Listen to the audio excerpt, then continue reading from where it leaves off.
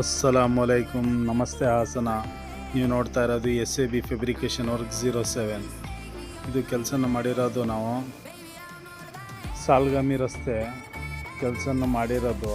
ನೋಡಿ ಯಾವ ರೀತಿಲಿ ಹಂಚು ರೂಫಿಂಗು ಎಲ್ಲ ಥರದ್ದು ಕೆಲಸನ ಮಾಡ್ತಾಯಿದ್ವಿ ಅಂತ.